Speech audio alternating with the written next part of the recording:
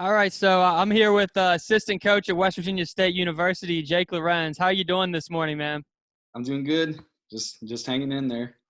So you're the first assistant coach I've actually brought on the show so far, and for me, this one's going to be really fun because you're one of the first guys that, well, for one, you're the first guy that I actually played against in college, and you're the only assistant coach, and you're one of the only guys that's around my age so far. So I think we're going to have a lot of similarities and a lot of funny stories to tell each other today. Yeah, no doubt. The young bucks of the coaching realm. Yep, just getting our feet dipped in the water. Yeah. Want to go ahead and talk about your background and kind of where you started at in tennis and how you ended up in Charleston, West Virginia, really. Yeah. So basically I started out kind of like you. We have similar backgrounds, as in I was a basketball player. Um I grew up playing baseball and basketball my whole life. Uh Came around freshman year, and I didn't play baseball anymore, so I'm like, I kind of want to play something. So I just I went and tried out for tennis. I didn't know anything about tennis. I took my brother's racket with me to conditioning practice. He played baseball, so you can imagine what his racket looked like. It wasn't a Uh, wooden racket, was it? no, it wasn't a wooden racket. It wasn't a wood. I made sure I didn't want to look too unknowledgeable, I guess. But I remember the first conditioning I called a forehand a forearm, and a couple people corrected me on that. And ever since then, I've been grinding. Basically, my head coach was actually a local tennis pro in Ohio, so that was big. I mean, he's taught me everything that I know about the game. So Kevin Noak is his name. He's big with USTA too, with quick start programs and things like that in the Midwest region. So that's kind of where I got my knowledge of the game. Um, I ended up at Charleston. Basically, uh, Coach Stanton contacted me, I think, through a recruiting site of some sort back at that time. Um, and my mom was like, "Oh, you should probably go check that out." And I'm like, I don't really want to go away from home that much, but we'll try it out. Luckily, it's right down 77 because I'm really done with directions. Right down 77. Came to UC. Actually, on my recruit trip, watched them play Bluefield. So that was like a seller in itself. Yeah, I just wanted about to the be exactly like competition. Sam Humphrey. Sam Humphrey played, I believe he played one that day, maybe two. And I was watching him play. I'm like, I want to be like this guy. And I also knew I'd fit in well because the competitive level was so high. So I mean, the team chemistry kind of just clicked with me at that point, and it was the most competitive team that I could play on, because I came from our team wasn't very good in high school, so I was the better one on the team, but I was just getting my feet wet with the game, so I wanted to contribute at a higher level. So that's kind of how I got to Charleston. So whenever you visited UC, was that your only college visit, or did you have a couple others, or was it? No. I had locally I had a couple D2. I went mostly to D3 schools. Mhm. There was Baldwin Wallace, Yep, I know that one. yeah, right beside school, actually near my home is Mount Union. Yeah, So they're powerhouse D3. in football, man. Yeah, exactly. Yeah. Yeah, big in football. Their pitch was great. Their recruiting visit was great. I just decided not to go there. But and there was a few other schools, Ohio Northern. Those are all D3 realm, but they're all in the same conference. I So was just about to they're all say kind of, I'm actually familiar with that conference, and I visited a school from that conference for tennis, Marietta. yeah, So I yeah, actually know that's all right. about that conference. Mhm. Who was the strongest one out of that conference at the time? Mount Union? No, at the time, actually, it's kind of interesting because Ohio Northern was playing pretty well at the time being. Baldwin Wallace was strong throughout. Actually, a couple of my buddies from high school, um, Peter Harris actually went to Baldwin Wallace, and he was my level, maybe a little bit better. Um, but yeah, they were pretty solid. I think if I would have went there, it would have been a little bit. I might have played a little bit higher, but there was a lot of depth, but you didn't see the top tier guys that we saw in our conference kind of deal. But I mean, they had depth for sure. So. Right. I mean, the big differences in most D3 tennis is you don't have the international presence as much. I mean, I Right. know the top Right. D3 teams do, but from my understanding of that Ohio conference, there really isn't any international presence on the tennis side, or if there is, it's really small. Um, Right. when I visited Marietta, they're not a strong team. I would have played probably one all 4 years. Yeah. The school was super nice, and Yeah. actually looked at their engineering, or petroleum engineering was #1 in the country, and they were talking about how you could make more than if you went to Harvard, and I was like, oh. But Yep. One of my buddies, Alex Schaefer, actually went there. Me and him hit you throughout know high him? school. Yep. Marlington High School. Yeah, we would. He was actually. I didn't have a recruiting video, but he would have been in it if I would have had one. That's Because crazy, man. Yeah, we played against him, and I knew him, and yeah, he was a good dude. He was a good player too. yeah. We hit throughout high school basically. That's So true. I guess I might not have played one all 4 years. We were probably close in level, so he might could have played one right, that right, first year. But right. he's a few years older than me, a couple years at least. Your No, age? exactly. Yeah. Yeah. He's So my age. So. Mhm. So, kind of going from there, you went to UC, and it seems like you made the right decision, Jake. You want to kind of touch on some of your best memories as a player and kind of some things that'll stick with you forever being a Golden Eagle? Oh yeah. Definitely big UCMT, big UC guy. Still got plenty of love for UC. Um, we It was great. My freshman year, everyone will say it's like the GOAT year, like the GOAT team. Just like chemistry, morale. We understood what our goals were as a team, and we just meshed really well. That year was amazing. Didn't end so well. Uh, we had two back-to-back match points to go to nationals that year, and then Walters had to swipe that one. You But guys played Wesleyan in the round of 32? yeah. Oh yeah, we were right there. Um, Woo. we played them. We beat them that year. We played them 3 times. We beat them 2 times because remember that was still when it was the Weeviac. So I think I was in the last year of the Weeviac, Yep, that was the last and year. we beat them in the semifinals. Played Bluefield in the finals. So lost to Bluefield in the finals and conference tournament. Beat them in the regular season as well, and then they beat us 5-4 to go to nationals. So that was tough, but it was that year was amazing. If I think back on sophomore year, we were the first regular season MEC champions of all time, so that goes down. That's pretty sweet. Um, Junior year, there the achievements weren't as great that year. I didn't play very good singles that year, but doubles, playing with James Gamble at 2 was amazing. You I guys were think solid. we had only like 4 or 5 losses that year, and 2 of them were to Edinboro, and one was Bluefield State. So that was an awesome year for that. And senior year was amazing. We went a 3-way tie for conference regular season because we upset West Lib at the top or in the bubble. In the bubble there, so that was a big upset, and it was great to be a conference champ, co-conference champs with Wesleyan and West Lib at that time. But I mean, throughout the experience itself is just awesome. I wouldn't change it for anything, for sure. Jake, who would you say, this will be a pretty interesting question. Who would you say the best players that played at UC while you were there were? Because I have a couple guesses, but This, I mean, my guess would yeah, be this is, Alec Foote maybe, but I'd like to hear I your don't know. opinion about who you Yeah, think the best players that you played with were. this is interesting because I've been around for so long. Yeah. Well, it feels like it at least. Because some of the guys that were on my team haven't seen the level of the new guys that are around now. But and I still would have to go with Al and Ben are the 2 peakers at UC. I always tease Matt Sherba because he was legend. I heard he was a Um, great player. he I never always got to played see a him play. steady level. Amazing guy. Amazing court coverage. Just a great player. But we would always say we have a group chat, and I told them I was talking to Noah, and I said the best 2 matches I ever have seen was Sam Humphrey, and he's another guy that's quality. He played 2 behind Matt Sherba. But Sam Humphrey against Tusculum my freshman year, absolute grind battle. Yeah. and they were playing high level stuff because Tusculum's a good school.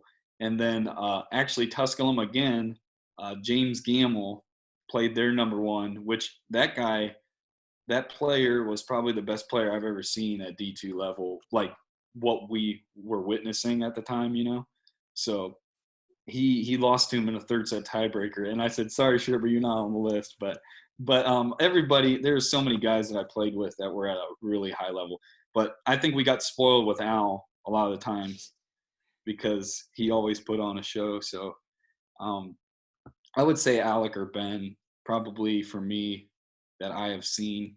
Alec was a teammate of mine. Ben was, I coached him. Uh, but yeah, those two could get it done for sure. But all those guys are great. Yeah, So. you just mentioned some other legends too. Obviously, Sherba, Wiviak legend. Oh yeah, Like I said, I didn't get to see him play. I heard a lot about Humphreys. I heard he was a really good player.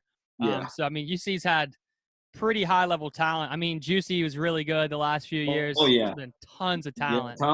Tom and Juice are my guys. They can ball. There's no Tom, doubt another about that. guy, super Yeah, baller. I mean, yeah. UC's had a lot of talent over the last 6 or 7 years, at least that I've kind of kept up with it. Mhm. You talked about some of your best memories as a college tennis player at UC. In the opposite direction, what do you think some of your worst memories are? Maybe not just as UC as a whole, but just as a college Right, tennis player and some things you had to right. sacrifice. I would think. I don't really think of any of it being a sacrifice other than because my family was really supportive. So a lot of people would say if they go away from home, I was 3 hours. So my family was always at matches and things like that. They were a big support to the whole team, me especially. They would go to spring break and stuff. So it wouldn't be the family thing. I would think it's just not getting done what you wanted to in those 4 years, the accomplishments as a team. Uh, yeah, not going to nationals hurt pretty bad, but we were right there. Um, Freshman and sophomore year were our best times because the depth of the conference in the region wasn't at the liking as it is now. So we were a good team, and I think we could compete with all the teams now, but there wasn't as many of them at the time being. So it was a golden opportunity, and it kind of slipped away. So I would say just not being able to get to nationals, maybe not winning a conference tournament, hurt a little bit. But I don't have any, this sacrifice. That's just being I love the grind of the competitive nature. I love practice. I love playing all the time. I love road trips too. I love going away from school, Of like the van course. rides and stuff like that. Some people don't like that. I love it. I mean, even as a coach, just if I'm Legendary. driving or whatever, just chilling. You don't have to worry about anything other than the drive. It's just good time. So, um, no, I don't think there's much I can say other than just the executing part, I guess. Yeah, and we had a lot of the same struggles. For me, it's a little bit different because I came onto a Fairmont team that was weaker in the conference, and I think the year before I came there, they won one match the entire season against State, ironically. And Yeah, so I came onto a team with low expectations. I think we finished sixth in the conference my first year, fifth in the conference my second year. We tied for conference champions regular season my junior yeah. year. Oh, you Uh, guys made a jump. There's no joke. Like we've talked about this. I was like, this is incredible. I mean, it seemed like just out of nowhere they just hit a stride, but also it was just so irritating because they had a lot of grit on court. I'm like, guys, we can't be losing like we're not losing to Fairmont, and you guys would etch us out. They really got good there quick. So Yeah, I mean, we brought in crazy talent like within 1 year, like from my sophomore year to the junior year, we brought in Micah the spring of my sophomore year. hmm Amazing yeah, player, yeah, huge guy, big played player. him. Yeah. We get Lucas who comes and visits. He stays with me at my apartment. We get him. We get Mhm. Guy to come with him. We Yeah. get Dylan Early, an Ohio kid, 2-star who played above his head like for a couple years. Great hmm player. And then we get Matthias in the spring. Like all these things compounded so quickly. And so Oh many yeah. people ask me, they're like, how did this even happen? Like, I know people kind of would text me, like, where do these guys come from? Like, man, I don't even know. Like, it's crazy. Like, and the level it was awesome. But like you said, we never won a tournament either, which we couldn't get over the hump against Wesleyan.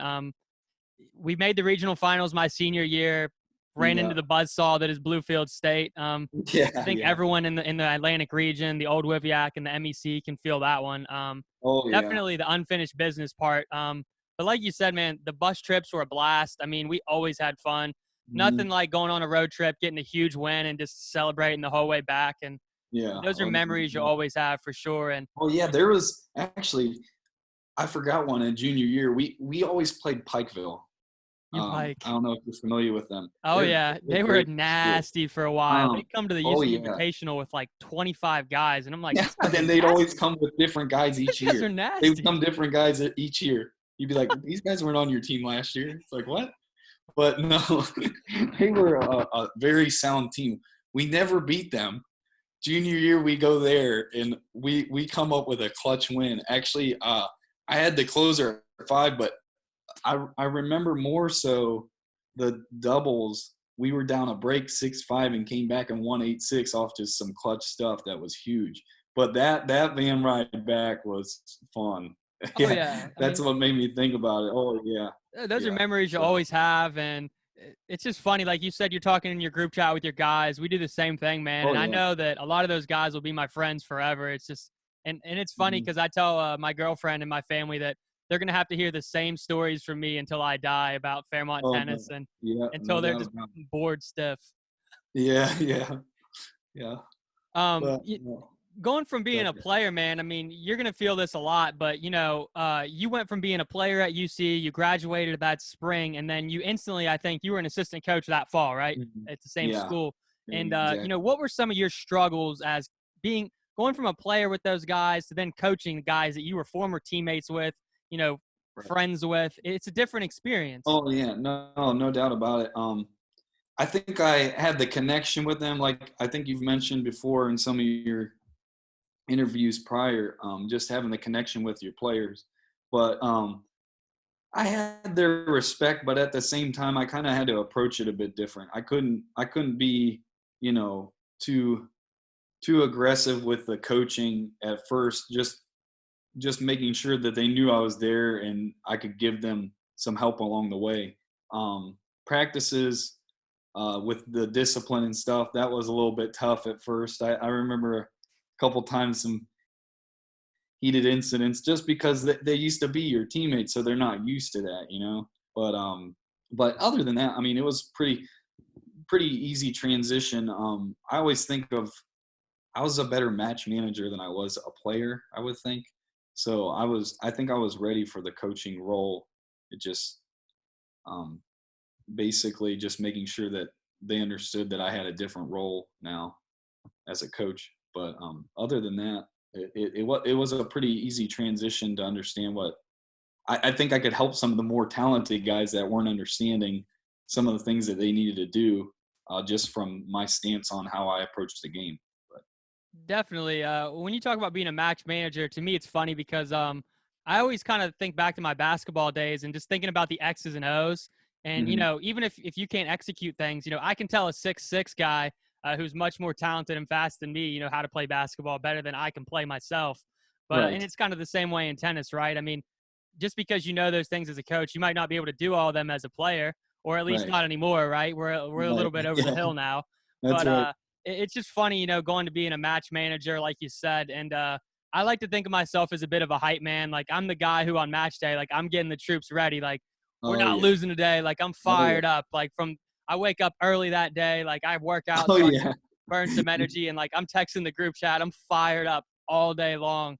And you probably feel the same way a little bit, but just being a competitor, man. Like, when I play tennis, man, even if you're twice as good as me, I'm gonna make you work for it, and I'm gonna grind you down. And the same way as a coach, man. I'm not gonna give it to you easy. And just being a competitor, man, it's in my blood. And you feel the same way a little bit? Oh yeah, it's the same. It's the exact same. There's no doubt when you step on the court, it doesn't matter who you're playing against. You just have to have the mentality to win, and that's all that matters. But yeah, it's amazing. I'm exactly like the hype man too. I'll get up. I'll be more excited than some of the boys, especially at UC. For sure. If you ask any of the guys, they'll be like, "Jake's crazy." No, Same with the girls. Same with the girls. They're like, he's got another energy boost that we'd never seen before. So it's always a good time with that. And you're just excited for competition. That never leaves. That never leaves you. So I mean, it's just the thrill of the competitive nature. So Um, here's something that I kind of struggle with early on, and maybe still do. How do you take the losses as a coach versus as a player? Because as a player, man, I took them really hard, and as a mhm. coach, especially my first year at Fairmont, I'm a Fairmont alum, die hard. I'd take the losses, man, as a coach, maybe harder than even I took as a player. Um, you know, my girlfriend Caitlin will tell you, man, after a loss, don't talk to me for a little bit because I'll just be sitting there staring at a wall, like, and how do you take them as a coach versus as a player? And what have you learned kind of in the last few years as a coach? I think this was your fourth season as an assistant, right? So you're kind of becoming a vet, man. Yeah, a little bit with the Seasoned assistant, vet. I guess. Still far away from any veteran nature, but I would say, I think as a player, like I said, I think I knew what I needed to do. It was the execution part. Yeah. So like, it would just be really bad when it would come to. I was really hard on myself, as in, Oh, yeah. you knew it was either maybe you got tight or something like that and you just didn't execute, or you just didn't have a good day, but you should be able to figure it out. I felt like I had a good mental capacity for what I needed to do that didn't get done. So I just went over and over on that. Yeah. With coaching, I think it's a bit different because you're trying to see if they're aware of what they needed to do in order to maybe change the outcome or just change things in the match. Um, Sometimes it's preparation, sometimes it's the grit, the will, um, just having that confidence of knowing you're gonna come out with the W. Other times it's just adjustments and matches. So I kind of more question what they learned from the match or what they saw in the match that could have went the other way. But obviously, initially you're like, that didn't feel nice. But it's a different aspect, as in you kind of just want to get to your players and see what they took from the match. So Absolutely. So going from you were the assistant for 2 seasons at UC after mhm. you graduated. Yeah. So how did you come into your role at West Virginia State, and kind of speak on that a little bit? I'm kind Yeah, of so curious. it's a little bit interesting because I was taking a year off, or taking time off, whatever you want to call it, from the coaching realm, um, and Sims he was struggling a little bit health wise, so I would see him sometimes at the Y, just hitting or whatever, and I just let him know. I said, if you ever need help with anything, just let me know.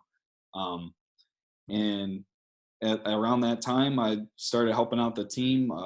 As you know, he was out for a little bit Mhm. with health conditions, so I just kind of played into the role of assisting and helping out JJ, who was taking over at that time for the girls. Um, and then from there, I mean, me and Coach have a good relationship. I love working with the girls, and he wanted to keep me on board. So ever since then, I just stayed as the assistant coach.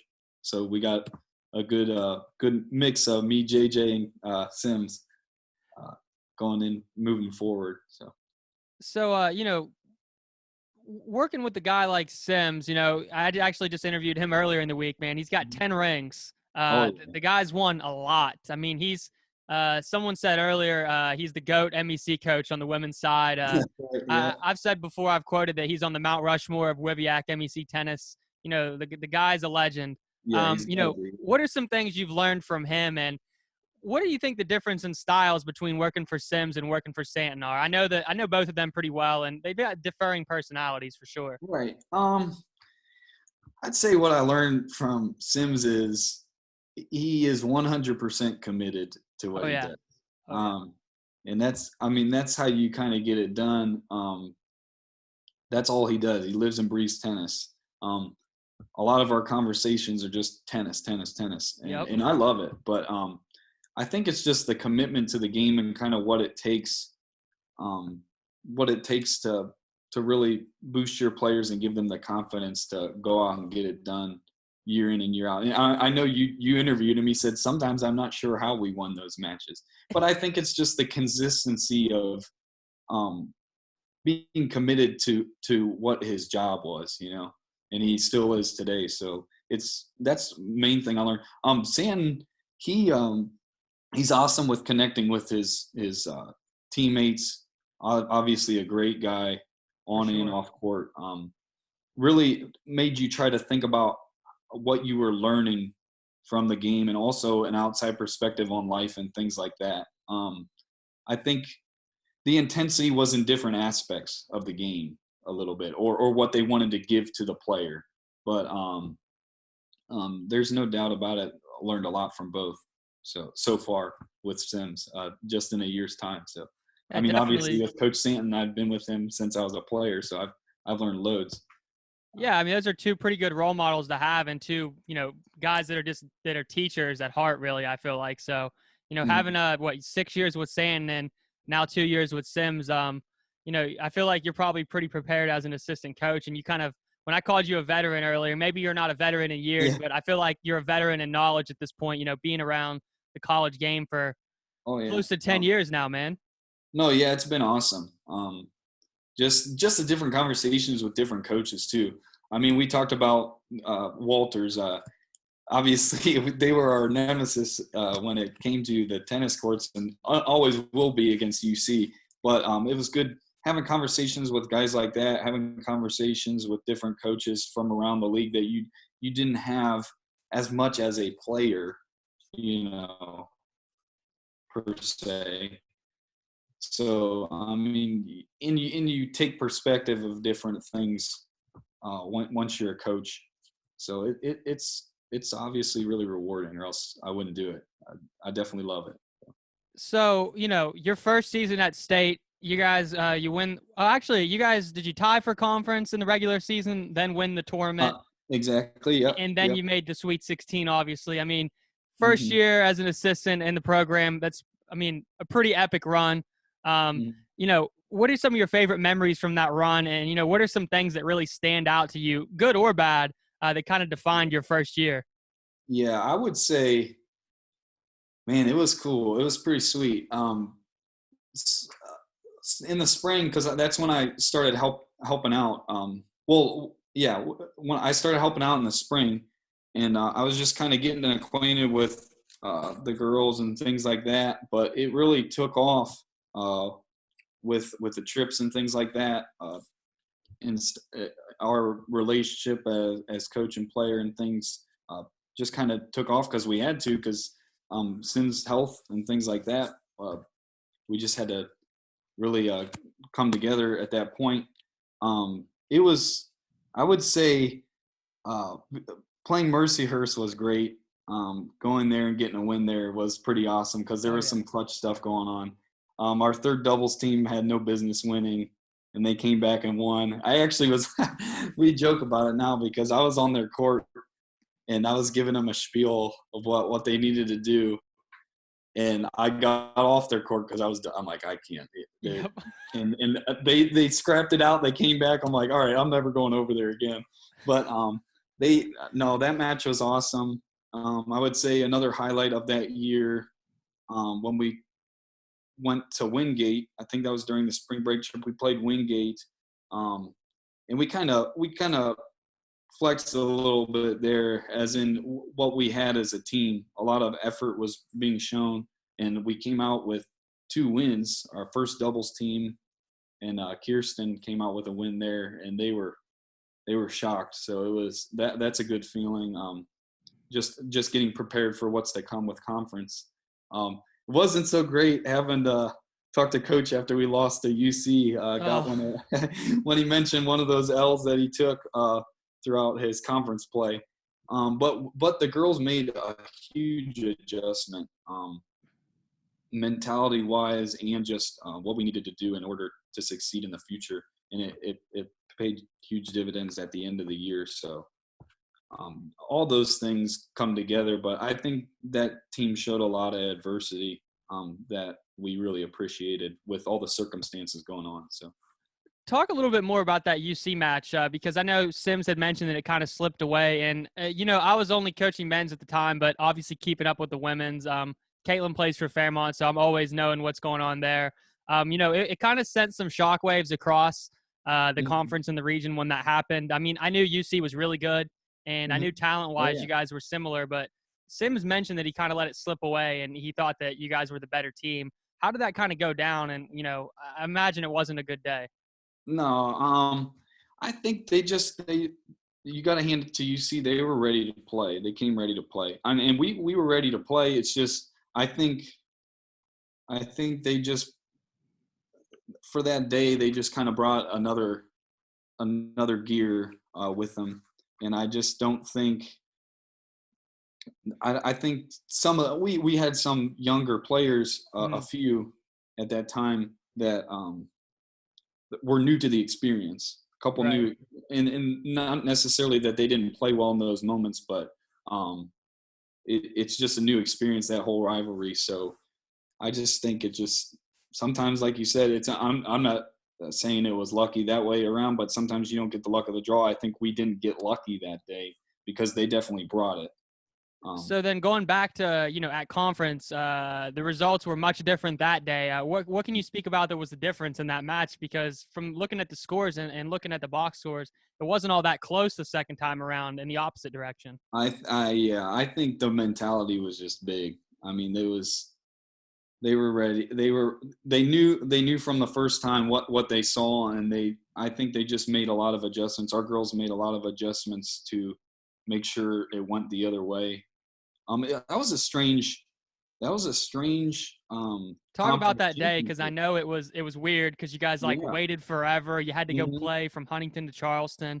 The So weirdest we thing had I've to, seen. yeah, we kind of the girls were really hyped up and ready to go at the Yeah. beginning. We got a couple results to go our way, and then that block of time, it was kind of like we had to, you know, relax a little bit, take our time, and then we just hit a certain time, and they were ready to go again. They really responded to that well. I don't know how I would have done with that as a player. It was really strange, but like I said, I just think we we talked about adjustments that needed to be made, and they definitely did those things. So I think that played a huge role in it, and just I think a lot of it comes from the championship mentality of Sims. Really, Sims wasn't.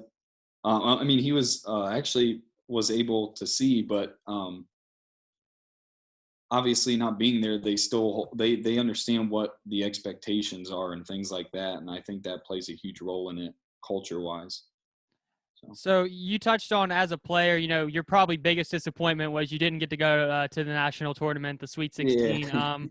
Yeah. Your first season, you guys make regionals easily. You win out and you go. What was your feeling? As soon as that final point was won, it's like, holy crap, we're going to nationals. Like, what was that Oh, feeling like and the oh, for the celebration? And wins, yes. Um, I mean, I was just happy for the players. I yeah, mean, it's not at that point. Obviously, it's not about us at all.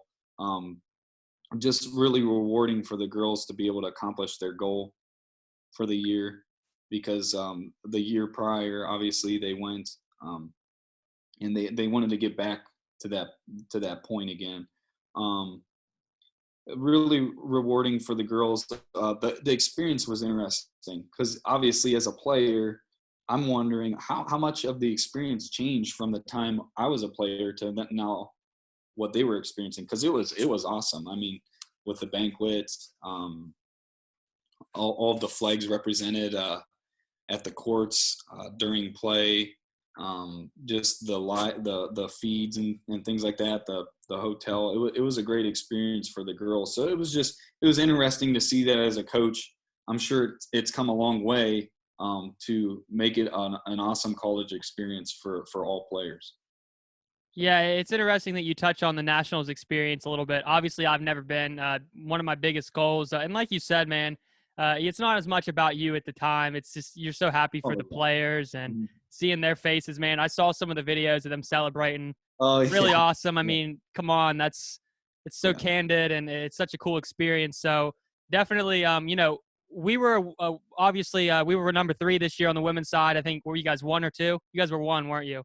What? Yeah. Oh, yes. The initial Sorry. ranking. So, Mhm. a couple teams that were hungry. You guys were hungry to go back. We were hungry to go for the first time ever. So, speaking on Mhm. the season being cut short just a little bit, what were kind of some of your thoughts about that? And, the week leading up to it, I think, is one of the interesting things for us because we were at spring break and me and Kyle, we were like, oh crap, the NCAA tournament's canceled. Like, this is getting real.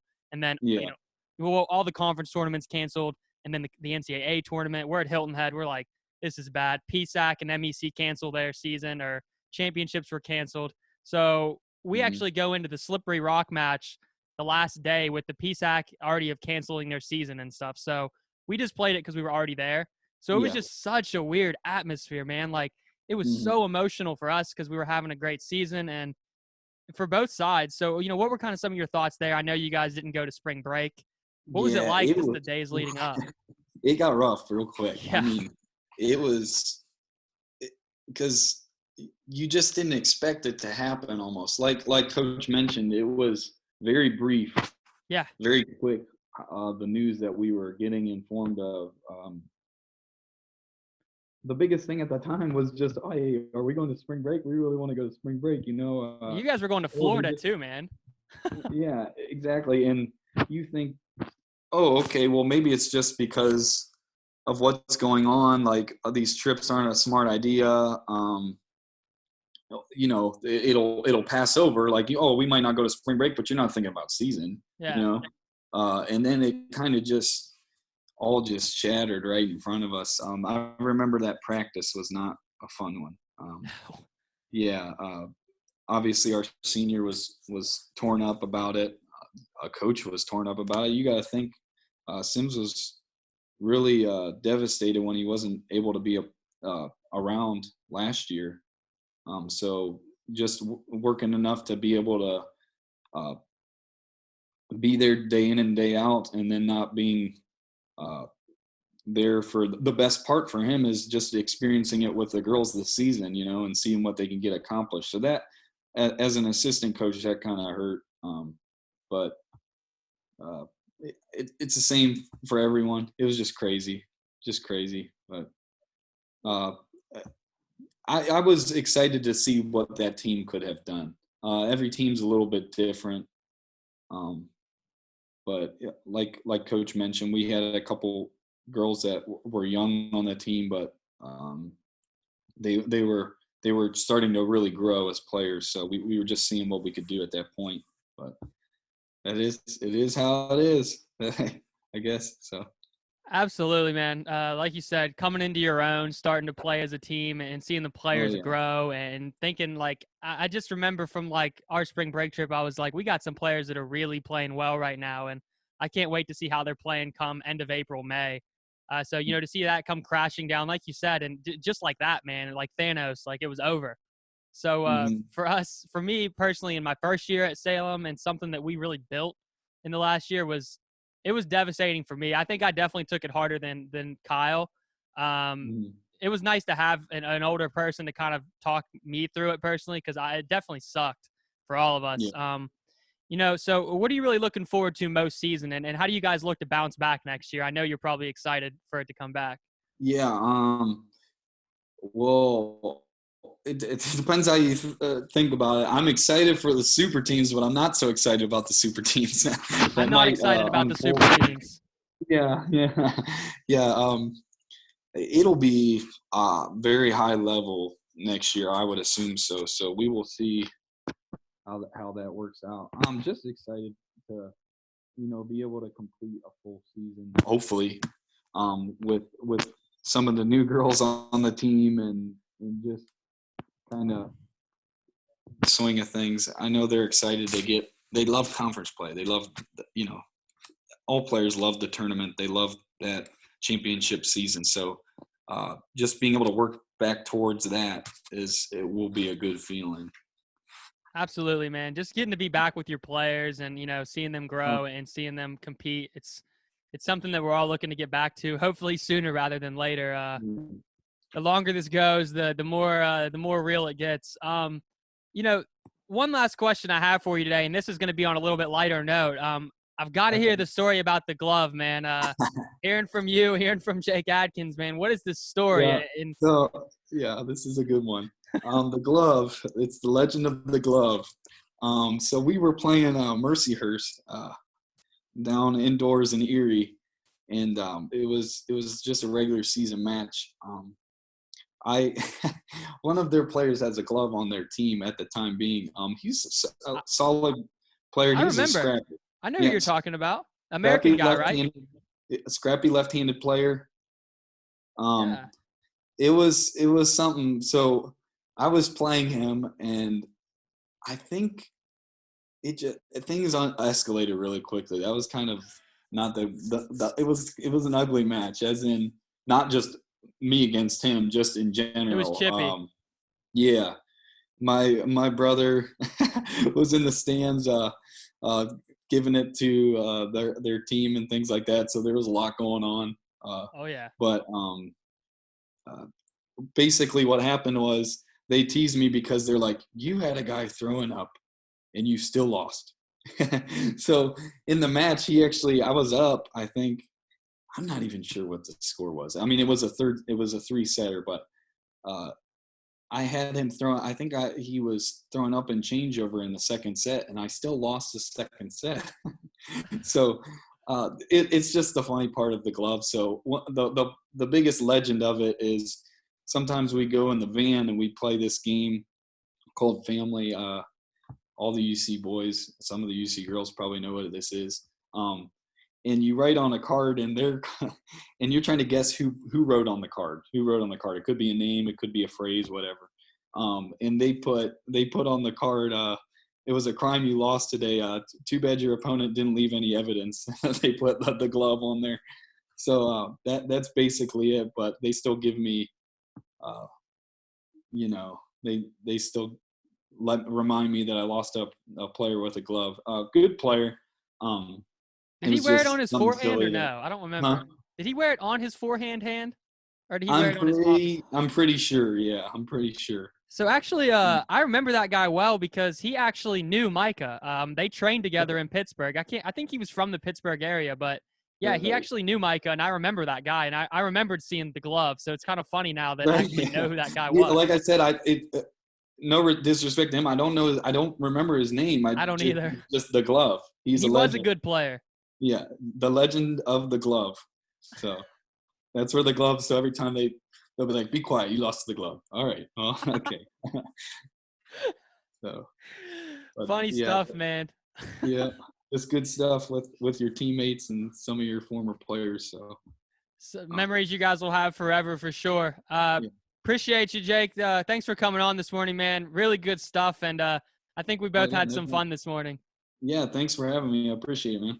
No problem, man. I look forward to posting it later, and have a good weekend. Stay safe. Get that lift in. Oh, yeah. I'll talk to you later, I'm sure. Yeah, I'm sure. See you, man. I'll see you.